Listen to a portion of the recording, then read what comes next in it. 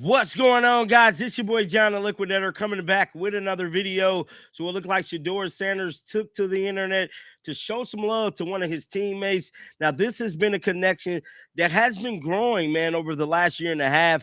That is Shedeur and running back Quinshon Junkins. So we know both of these guys was rookies coming out of the 2025 class, and both of them, pretty much to me, this is my opinion, had outstanding rookie seasons. Now, with that being said, we know the draft is right around the corner, man, and there's a lot of news coming out in regards to the Cleveland Browns.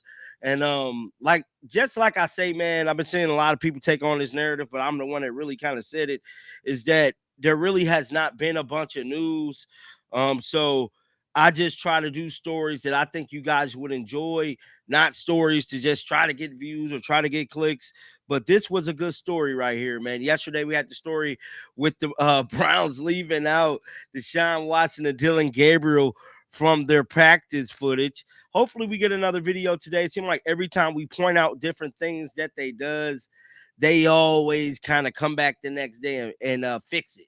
So I'm pretty sure tomorrow the today video, they're probably gonna have them guys be in the video, man. But I just think it's funny that they do those things. Now, this is what we come here to talk about.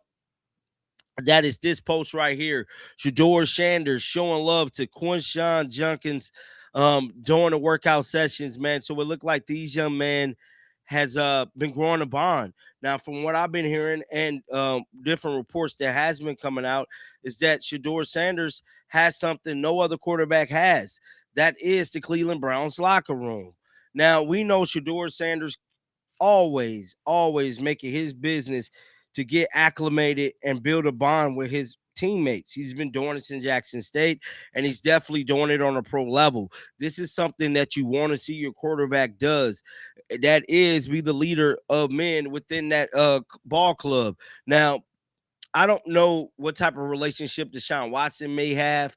We know that he's been with the team for quite some time, and just like any other damn player that's been there for a while, we know the Browns do a lot of moving and shaking when it comes to players.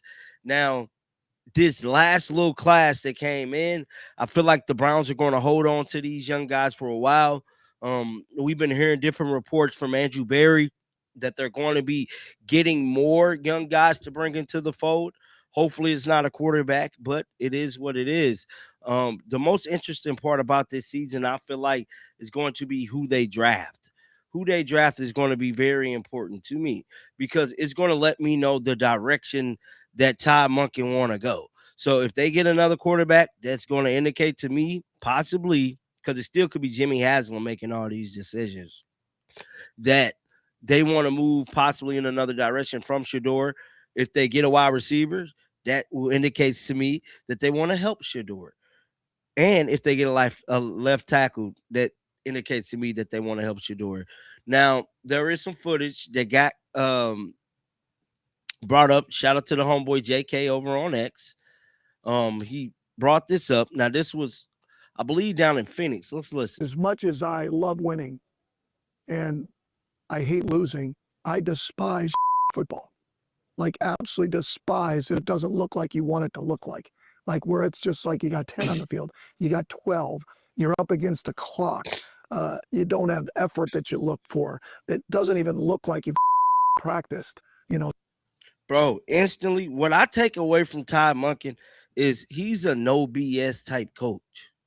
You know, I think they call him Monk in the hood. You know what I'm saying? So it seemed like Monk really ain't no BS coach, man. And he strike me as the guy that is not about to allow Andrew Berry and even Jimmy Haslam mess up his football team. Now, I'm not saying that he won't take insights for them because ultimately they are the ones to sign off on the checks and to get these players on the team. But when it comes to, who plays in the game, Todd Monken definitely strikes me as the coach to put his foot down and make sure his points are heard, because he cursing. This is an interview. He ain't turning down. Sorry, you can bleep that out. Please, but it's like, no, we're good here. But it's like, there's nothing worse than that, than having it because it's a reflection of you. When Jimmy and D sign my check with my name on it, sign a check with my name on it, they expect a kick-ass football team. And my job is to prove them right every day. I mean, that's when I got paid at the last place I was at, and they expected a kick-ass offense. And that was my job to try and prove that every day. That's what a player's job is.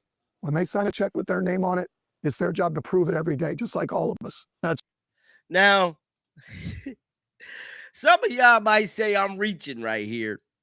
But this part right here, it sounds like he sneaked this in Kevin Stefanski. Let's listen to it again, bro.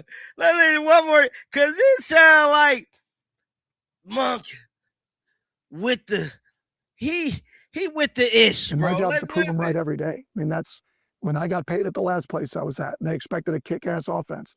And that was my job to try and prove that every day. That's what a player's job is. When they sign a check with their name on it, it's their job to prove it every day, just like all of us. That's our job. As much as I love winning. So that clip there, shout out to JK for tracking that down, man. And if you guys don't know, this was the footage from yesterday that broke the damn internet. Now, this was the workout clip that they released yesterday. And there was no Dylan Gabriel. And then it was two clips, too. It was two. This is one of two. And there was no Dylan Gabriel or Deshaun Watson. Now, I don't know if this was by chance or what, but I'll tell you one thing. They're making it their business to not show those guys. And RG3 comments once again surfaced. Now, he spoke about the locker room. Now, this is something that I was telling y'all in the first part of this video, is that when it comes to the locker room, I just feel like Shedeur got him already, bro. And that by itself could get him over the hump with the job. I'm starting Shedeur Sanders. And the reason is a lot of people will talk about his stats and, hey, he threw more interceptions and touchdowns and his EPA this and his EPA that, and this was bad. Well, what they did with him at quarterback was they won games. And that, to me, is one of the most important things for the quarterback position. When you step into the huddle, when you step on the field, do you believe that you have a chance to win with the guy that is in the huddle with you at quarterback?